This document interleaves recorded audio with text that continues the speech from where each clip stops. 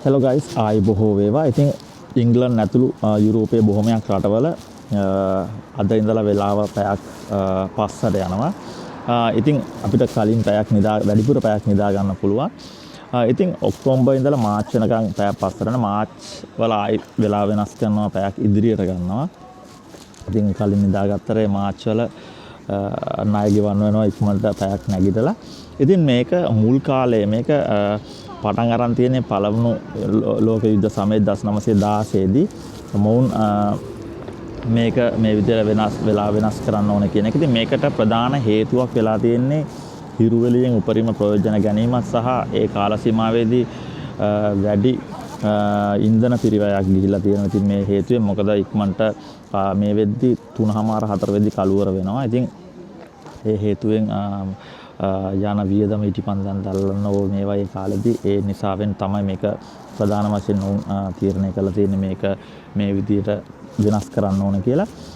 ඊටත් කලින් ගත්තොත් 1847 දී ලන්ඩන් බ්‍රිස්ටල් ඇතුළු ප්‍රධාන නගර දෙකට අමතරව අනෙක් සියලුම සෙසු නගරවල තිබිලා තියෙන්නේ වෙනස් වෙලාවක්. ඒ කියන්නේ විනාඩි 10ක් පස්සට තමයි තිබිලා තියෙන්නේ. ලන්ඩන් වල දවල් 12 නම් අනෙක් සෙසු නගරවල විනාඩි 10ක් පස්සට 11:50ට එහෙම තමයි සඳහන් වෙලා තියෙන්නේ. ඉතින් මේක වෙනස් වෙලා තියෙනවා දුම්රිය මාර්ග පැමිණීමත් එක්ක. ඒ දුම්රිය මාර්ග පැමිණීමත් එක්ක මොවුන්ට අවශ්‍ය වෙලා තියෙනවා සෑම නගරයකම එක සම්මත වෙලාවක් ගේන. ඉතින් ඒ හේතුවෙන් ඔවුන් GMT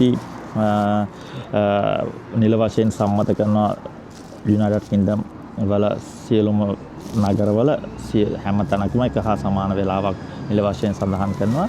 ඊට පසු කාලිනව තමයි ඊට පස්සේ 1916 දී තමයි නැවතත් ඔවුන් මේ BST කියන මේක හඳුන්වා දෙන්නේ මේ වෙලාවන්.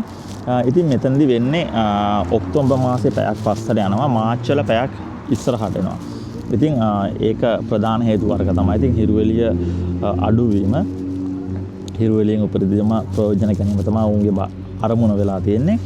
ඉතින් එතෙන් සිට සෑම වසරකම ওই විදියට පවත්වාගෙන ඇවිල්ලා තියෙනවා. ඉතින් ඊට පසුව දෙවන ලෝක යුද්ධයේදී මොවුන් ආයෙත් try කරලා තියෙනවා BST. ඒ කියන්නේ දිගටම පවත්වාගෙන යන්න ඒක වෙලාවක්. ඉතින් නමුත් ඒකත් එයාට බැලීමත් සාර්ථක වෙලා නැහැ. නමුත් ඊට පසුව 1972 දී නැවතත් මේ විදියට වත්මන් ක්‍රමයට පැමිණලා තියෙනවා. ඉතින් වෙලාව මේ විදියට වෙනස් කරන්න ඕනේ කියන එක. ඔන්න ඔය විදියට තමයි ඉතින් කතාව වෙන්නේ මේ වෙලාව වෙනස් කිරීමේ.